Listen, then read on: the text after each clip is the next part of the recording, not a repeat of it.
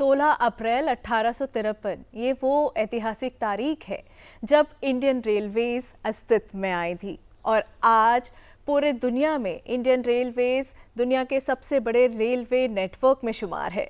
जी हाँ, भारतीय रेलवेज का एक गौरवमय इतिहास रहा है 170 साल से ज़्यादा का। और अगर तत्काल बुकिंग सिस्टम की बात करें तो आप इस बात से इत्तेफाक रखेंगे कि अगर कोई इमरजेंसी आती है, आपको ट्रेन की टिकट चाहिए, तो तत्काल सिस्टम हमारी मदद करता है। लेकिन यात्रीगण कृपया ध्यान दें, 1 जुलाई 2025 से तत्काल बुकिंग सिस्टम में कुछ बदलाव किए जा रहे हैं। क्या बदलाव हैं और कैसे रेल इंफ्रास्ट्रक्चर पर बल दिया जा रहा है, डीडी मॉर्निंग शो में इस विषय पर बातचीत के लिए स्वागत कीजिए दिलीप कुमार जी का। नमस्कार। Executive director information publicity railway board से। तो दिलीप जी, 1 जुलाई 2025 से तत्काल बुकिंग सिस्टम में क्या बदलाव किए जा रहे हैं? भारतीय रेल में वैसे यात्री जिनको की लास्ट मिनट में यात्रा करनी होती है उनके लिए एक व्यवस्था की गई है, तत्काल टिकटों की व्यवस्था, जो कि ट्रेन के डिपार्चर के एक दिन पहले खुलती है। अभी कुछ शिकायतें हमें प्राप्त हुई थी कि कुछ इंडिविजुअल्स बाहर के सॉफ्टवेयर का इस्तेमाल करके या कुछ एजेंसियां बाहर के सॉफ्टवेयर का इस्तेमाल करके तत्काल टिकटों को पाने में गलत नियमों या गलत प्रक्रियाओं का पालन कर रही हैं। तो उस पर कंट्रोल करने के लिए तत्काल बुकिंग के नियमों में बदलाव लाया गया है। सबसे पहले मैं स्पष्ट कर दूं कि जो तत्काल के जो टिकट हैं वो 2 तरीके से बुक किए जा सकते हैं। एक तो है कि ऑनलाइन तरीके से, और दूसरा है हम लोग विंडो पर जा करके जो पैसेंजर रिजर्वेशन सिस्टम का जो आरक्षण काउंटर होता है हमारा स्टेशनों पर, वहाँ पर जा करके हम टिकटों की बुकिंग कर सकते हैं। तो शिकायत यह थी कि जो लोग ऑनलाइन तरीके से टिकटों की बुकिंग कर रहे हैं वो एक बॉट सॉफ्टवेयर का इस्तेमाल करके ऐसा कर रहे हैं। यानी आप कह रहे हैं कि AI ड्रिवन बॉट है, यानी एक फेक आईडी हो सकता है ये? बिल्कुल, बॉट एक सॉफ्टवेयर था और उस सॉफ्टवेयर के को और बेहतर, मतलब कि उस सॉफ्टवेयर के काट के लिए फिर IRCTC ने एक AI ड्रिवन सॉफ्टवेयर डेवलप किया जो कि एंटी बॉट सॉफ्टवेयर है। तो पिछले 6 महीनों से हम लोगों ने उस पर काम करना चालू किया है और हमारे यहाँ करीब 12 करोड़ रजिस्टर्ड यूजर्स हैं IRCTC की वेबसाइट पर। तो उसमें से 2.5 करोड़ यूजर्स को हम लोगों ने हटाया है। अच्छा, 12 करोड़ में से 2.5 करोड़ एक तरह से बॉट यूजर्स हैं? बिल्कुल, जिन्होंने भी बॉट का इस्तेमाल करके टिकट की बुकिंग की कोशिश की है उन सारे यूजर्स को हम लोगों ने डीएक्टिवेट कर दिया है। 20 लाख मोर यूजर्स ऐसे हैं जो कि बोट का इस्तेमाल किए हैं। अब उसकी हम लोग जांच कर रहे हैं, उसकी ऑथेंटिसिटी की जांच कर रहे हैं और उसके बाद उनको हटाने पर भी कार्रवाई की जाएगी। इसके अलावा एक और स्टेप हम लोगों ने फर्दर लिया है और वो यह है कि आधार से उसको लिंक करवाना है अकाउंट को। जिन्होंने भी IRCTC पर अपना अकाउंट बनाया है और उनका अकाउंट यदि लिंक नहीं है, जैसे 12 करोड़ में 2.5 करोड़ को तो हमने हटाया है, करीब 1.5 करोड़ अकाउंट्स जो हैं ऑलरेडी आधार से लिंक्ड है, यानी कि वेरीफाइड है। बाकी जो अकाउंट्स हैं उन सब यूजर्स को भी हम लोगों ने कहा है कि आप अपने अकाउंट का वेरिफिकेशन अपने आधार नंबर के साथ कर लें, जिसमें कि एक OTP जाएगा, तो फिर उसकी ऑथेंटिसिटी स्थापित हो जाएगी, उसके खिलाफ हम कोई कार्रवाई नहीं करेंगे। उसके बाद जो शेष यूजर रह जाएंगे उनको हम लोग फिलहाल तत्काल टिकट इशू नहीं करने जा रहे हैं। 1 जुलाई से हम लोगों ने यह फैसला लिया है कि जो यूजर अपना अकाउंट को आधार से वेरीफाई करवा लेगा उन्हें ही तत्काल का टिकट मिलेगा। दिलीप जी, एक तो यह है कि IRCTC की वेबसाइट पे मैं गया और मैंने या भावना ने अपना इंडिविजुअल अकाउंट बनाया। अब हमें आधार एनेबल्ड OTP के बाद ही हम बुक कर सकते हैं। एक होता है कि एजेंट्स भी होते हैं, तो एजेंट्स पर भी ये लागू है? पहले मैंने बताया इंडिविजुअल के मामले में ऐसा हम लोग करने जा रहे हैं 1 जुलाई से। 15 जुलाई से फिर एक और नियम लागू हो रहा है कि जो एजेंट्स टिकट बुकिंग कर रहे हैं या जो हमारे टिकट विंडो पर जो लोग आएंगे टिकट लेने के लिए, तो उनको भी एक OTP जाएगा। OTP जाएगा और उस OTP का इस्तेमाल करके ही तत्काल के टिकट बुक किए जा सकते हैं। एजेंटों के मामले में जो भी नियम है वह यह है कि विंडो ओपनिंग के शुरुआती 10 मिनट में कोई भी ऑथराइज एजेंट जो है तत्काल टिकट की बुकिंग नहीं कर सकता। यानी 10 बजे से लेकर 10 तक अभी जो नियम है, और अब उसमें भी हम लोग बदलाव कर रहे हैं। तत्काल का विंडो 2 बार ओपन होता है। एक बार वातानुकूलित क्लास के जो यात्री हैं या उस श्रेणी के जो सीटें हैं उसके लिए सुबह 10 बजे विंडो ओपन किया जाता है और अभी के नियमों के हिसाब से 10 बजे से लेकर के 10:10 तक टिकटों की बुकिंग किसी भी ऑथराइज एजेंट को परमिटेड नहीं होती है। इंडिविजुअल्स कर पाएंगे। इस विंडो को भी हम लोगों ने बढ़ाने का का फैसला लिया है। अब क्या है कि 10 बजे से लेकर के 10:30 आधा घंटा, बिल्कुल शुरुआती आधे घंटे जो है सिर्फ और सिर्फ इंडिविजुअल यूजर्स ही अपने टिकट जो है बुक कर सकते हैं। तो जो शिकायत कई बार मिल रही थी कि जो ऑथराइज एजेंट्स हैं वो सिस्टम को हाईजैक कर ले रहे हैं या वो फास्टेस्ट फिंगर का इस्तेमाल करके टिकट आसानी से बुक कर रहे हैं, उस पर रोक लगेगी। इसी तरह से जो गैर वातानुकूलित श्रेणी है यानी कि नॉन एसी क्लास है, तो नॉन एसी क्लास में भी हम लोगों ने बदलाव किया है। पहले 11 बजे से 11:10 तक टिकटों की बुकिंग जो है वह ऑथराइज एजेंट्स को परमिटेड नहीं थी। अब इसको बदल करके हम लोगों ने 11 o'clock से 11:30 तक ये बदलाव कर दिया है कि 11:30 तक टिकटों की बुकिंग जो है वो सिर्फ इंडिविजुअल आईडी के आधार पर होगी। तो कई स्टेप्स एक साथ लिए जा रहे हैं। एक कि जो इंडिविजुअल यूजर्स हैं उनके खाते यदि आधार से वेरीफाइड नहीं है तो उसको वेरीफाई करवा रहे हैं। जिनका वेरिफिकेशन नहीं होगा उनको तत्काल के टिकट नहीं देंगे।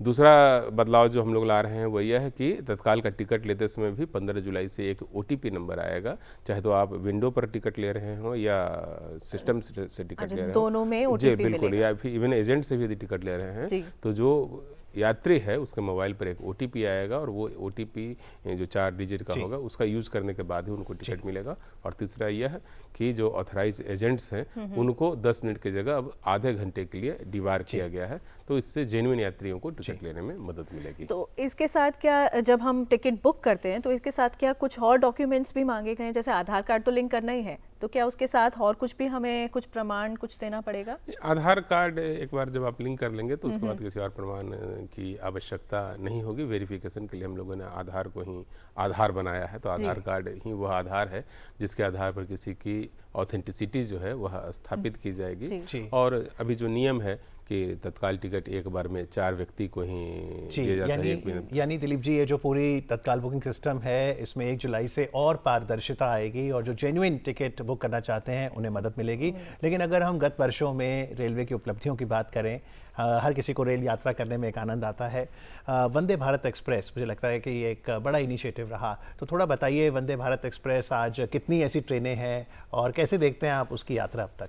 राष्ट्र के विकास में परिवहन माध्यमों की काफ़ी महत्वपूर्ण भूमिका होती है और हम लोग तो अपने देश में कहते हैं कि जो रेल का पहिया है वह देश के विकास का पहिया है। तो निश्चित रूप से इस देश की जो विकास यात्रा रही है, खास करके पिछले 11 सालों में हम सब ने देखा है कि वह यात्रा एक शानदार यात्रा है। माननीय प्रधानमंत्री श्री नरेंद्र मोदी जी के नेतृत्व में देश ने एक साथ कई नए कीर्तिमान गढ़े हैं। और भारतीय रेल की जहां तक बात की जाए तो आप देख सकते हैं कि सुदूरवर्ती इलाकों को कनेक्टिविटी प्रदान करने की बात हो या नए जनरेशन के रेलवे ट्रेन्स चलाने की बात हो, दोनों में भारतीय रेल ने काफ़ी अच्छी उपलब्धियां हासिल की है। हाल के 11 वर्षों में हम लोगों ने 42,000 के आसपास नए कोच बनाए हैं। लोकोमोटिव प्रोडक्शन में अपना देश जो है काफ़ी आगे चला गया है। पिछले साल ही हम लोगों ने इतने लोकोमोटिव बनाए जितना कि पूरे यूरोप और अमेरिका ने मिला करके नहीं बनाए हैं, उससे ज़्यादा हमने बनाए। लेकिन जो सबसे बड़ा क्रश जो देश का है वो है वंदे भारत एक्सप्रेस और ये जो चेनाब नदी पर बना हुआ पुल जिसका उद्घाटन माननीय प्रधानमंत्री जी ने किया है, बहुत बड़ी उपलब्धि है दोनों, क्योंकि जो चेनाब का पुल है वह एफिल टावर से भी 35 मीटर ऊंचा है। दुनिया का सबसे लंबा रेलवे आर्क ब्रिज भारत देश के इंजीनियरों ने तैयार किया है और उस पर अब वंदे भारत एक्सप्रेस चल रही है। सच में भारत के लिए बहुत बड़ी उपलब्धि है और अगर देखा जाए इंडियन रेलवेज भारत की लाइफलाइन है, करोड़ों लोग इसमें यात्रा करते हैं। और जब हम वंदे भारत की बात करते हैं तो वंदे भारत ट्रेन की क्या क्या उपलब्धियां रही हैं और उसमें क्या क्या खासियतें हैं वो हमें जानना बेहद ज़रूरी है। आइए आपको भी बताते हैं।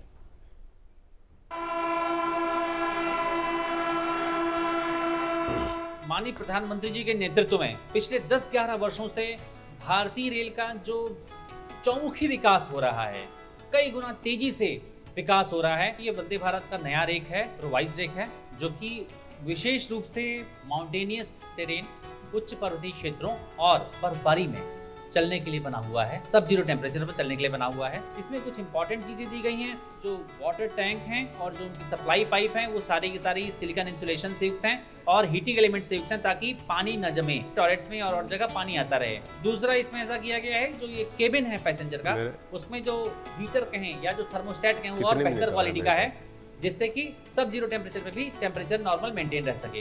लोको पायलट केबिन की बात करें तो उनका जो केबिन है उसकी सीट की कंफर्ट और कुशनिंग बेहतर की गई है। साथ ही साथ जो विंड स्क्रीन है वो डबल लेयर्ड है और बीच में उसके एक हीटेड एलिमेंट की भी लेयर है, जिससे कि स्क्रीन गर्म हो रहती है, टेम्परेचर थोड़ा सा ज़्यादा रहता है।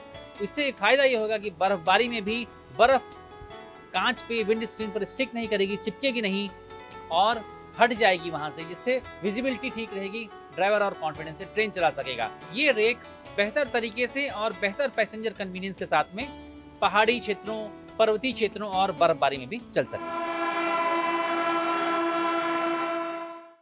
जी, ये तो थी वंदे भारत ट्रेन, उसका डिज़ाइन, उसकी फैसिलिटीज़। लेकिन ट्रेन के साथ साथ जब पैसेंजर जाते हैं तो उन्हें चाहिए कि हमारा रेलवे स्टेशन भी अच्छा हो, आकर्षक हो, सुविधाजनक हो।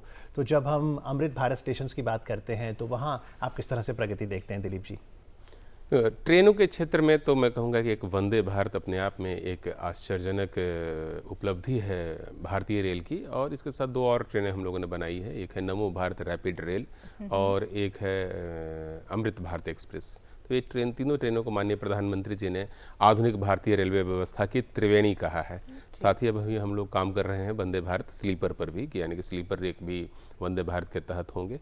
लेकिन ट्रेनों के विकास के साथ साथ, अच्छी रेलगाड़ियों के साथ साथ हमें अच्छे स्टेशन की आवश्यकता भी है, और इसी श्रृंखला में हम लोगों ने 1300 रेलवे स्टेशन चिन्हित किए हैं जिनका विकास अमृत स्टेशन के रूप में किया जा रहा है। इन 1300 स्टेशनों में से 103 स्टेशनों का विकास कार्य पूर्ण कर लिया गया है और माननीय प्रधानमंत्री जी ने उन पुनर्विकसित स्टेशनों का उद्घाटन किया है। बाकी स्टेशनों पर काफ़ी तेज़ी से काम चल रहा है, और कई स्टेशन तो ऐसे हैं जिसकी तारीफ पूरी दुनिया में हो रही है। जैसे हम लोगों ने अयोध्या का जिस ढंग से डेवलपमेंट किया है, वाराणसी का डेवलपमेंट हुआ है, रानी कमलापति स्टेशन का जो डेवलपमेंट हुआ है, देशनोक स्टेशन का माननीय प्रधानमंत्री जी ने हाल में उद्घाटन किया। तो ये सब स्टेशनों की तारीफ पूरी दुनिया में हो रही है, और जो अपनी सांस्कृतिक विरासत है, जो अपने देश की पहचान है, उस पहचान के आलोक में हम लोगों ने रेलवे स्टेशनों को मतलब शहर के सिटी सेंटर के रूप में डेवलप करने का प्रयास किया है। कई स्टेशन ऐसे हैं जो कि प्रसिद्ध सेंचुरीज, वाइल्ड लाइफ सेंचुरीज के पास हैं, तो उस स्टेशन का विकास हम लोगों ने वाइल्ड लाइफ थीम पर किया है। जैसे अभी सिवनी स्टेशन जो मध्य प्रदेश का है, उसका उद्घाटन भी माननीय प्रधानमंत्री जी ने किया।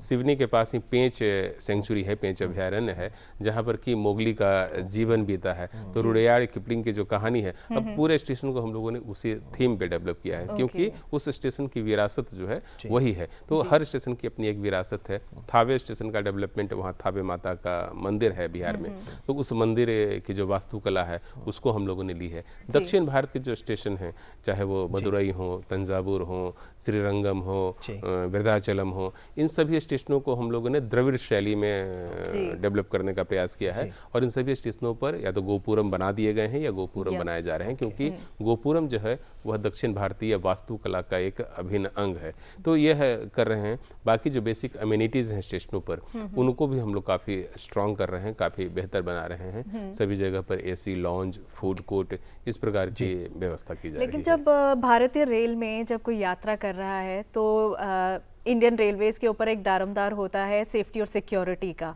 सभी यात्रियों के लिए, तो उसके लिए क्या कुछ है और मेडिकल इमरजेंसी में क्या कुछ किया जाता है, उसकी क्या सुविधाएं हैं? रेलवे में जब यात्री सफ़र कर रहा होता है तो उनकी हर प्रकार की आवश्यकताओं की पूर्ति के लिए तो कोई कोच में हमारे स्टाफ रहते हैं। इसके अलावा हम लोगों ने एक हेल्पलाइन नंबर भी जारी कर रखा है 139 का, जिसमें किसी प्रकार के असिस्टेंस की आवश्यकता हो तो कोई भी यात्री 139 पर कॉल करके ये कर सकता है। फिर हमारा एक रेल मदद पोर्टल भी है।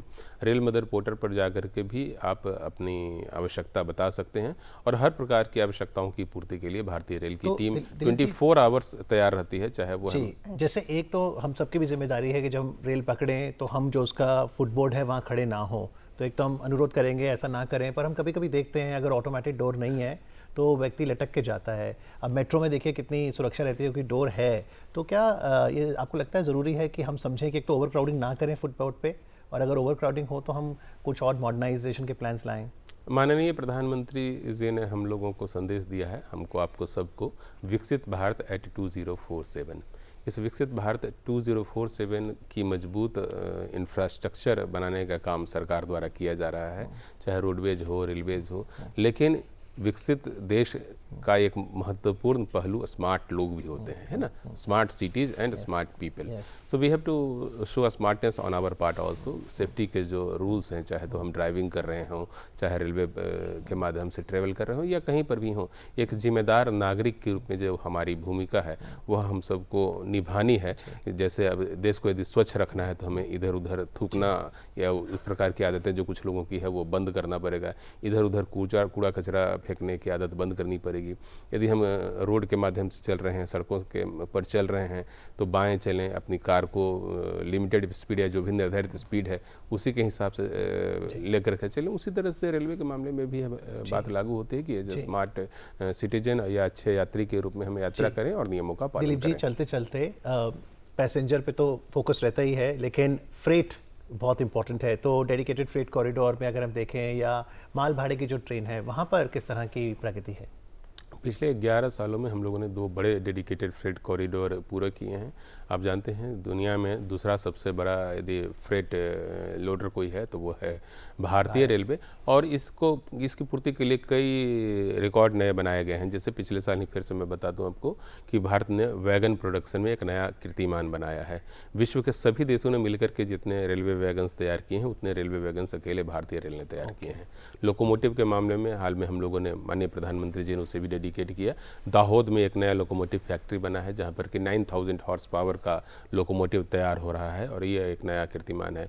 इससे पहले हम लोगों ने डबल इंजन को जोड़ कर मधेपुरा में 12000 हॉर्स पावर का लोकोमोटिव तैयार किया है। और ये सब ऐसे विकास हैं मेड इन इंडिया अभियान के तहत जिस पर पूरी दुनिया की नज़र है। हमारे लोकोमोटिव्स के बारे में अब दुनिया के दूसरे देश जानकारी हासिल कर रहे हैं कि किस तरह से भारत ने इसका निर्माण किया है और क्या अपनी परिवहन व्यवस्था में वो इसको लागू कर सकते हैं। तो ये सब उपलब्धियां अपने आप में बहुत बड़ी है और इसके लिए माननीय प्रधानमंत्री जी और हमारे रेल मंत्री जी की टीम बधाई की जी। तो जैसा आपने कहा कि रेल का पहिया देश की विकास का पहिया है, आज कार्यक्रम में आके रेलवे फैसिलिटीज़ और सिक्योरिटी पर बातचीत के लिए दिलीप जी आपका बहुत बहुत आभार। Thank you very much. नमस्कार।